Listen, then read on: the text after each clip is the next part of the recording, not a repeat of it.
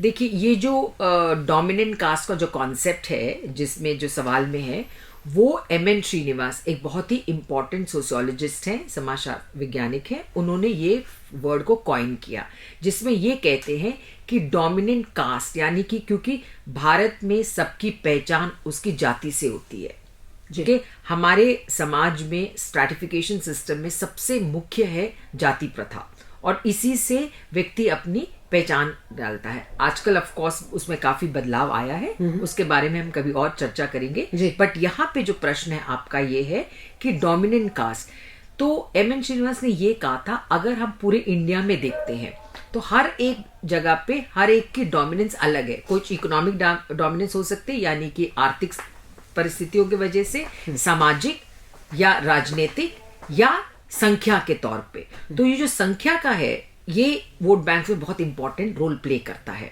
वो भी एक स्ट्रेंथ, बहुत स्ट्रेंथ है, बिकॉज न्यूमेरिकल स्ट्रेंथ जो है कि आपकी जो संख्या है वो बहुत इंपॉर्टेंट है। क्योंकि हमारे जो इंडिया में डेमोक्रेटिक सेटअप है, वो वोट करते हैं, हम लोग अपना नेता चुनते हैं। तो क्या होता है कि जो जिस जाति का है उस जाति से ही आप उसको ही खड़ा करते हैं। सो दैट क्या होता है कि एक एफिलिएशन बढ़ता है। लोगों का ये मानना और कहना है कि हर एक क्षेत्र में जो जाति का है, उस जाति के उसके बारे में ज्यादा समझ सकता है, तो वो जुड़ के एक साथ होके संगठित होके उस क्षेत्र का विकास कर सकते हैं। तो ये एक कॉन्सेप्ट है जो इंडिया में बहुत पॉपुलर है, स्पेशली इलेक्शंस के टाइम पे ये बहुत पॉपुलर होता है। जैसे कि आपने देखा होगा कि यादव जो है यूपी में काफी डोमिनेंट थे, तो देयरफॉर अगर आप देखेंगे तो पहले सारे यादव थे, मुलायम सिंह यादव ले लिया, मायावती, फिर उसके बाद फिर स्ट्रेंथ थोड़ा अलग बढ़ा, थोड़ा बहुत आइडियोलॉजी बढ़ी, तो आप दूसरे से आंध्र प्रदेश में आप चले जाइए, रेड्डीज या कम्मास, कभी रेड्डीज होते हैं कभी कम्मास होते हैं।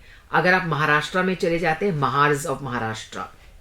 तो इस प्रकार से, क्योंकि ये जो है संख्या बहुत ही इंपॉर्टेंट होती है, उसी की वजह से, बिकॉज वोटिंग इलेक्शंस, इसमें संख्या का बहुत ही महत्व होता है।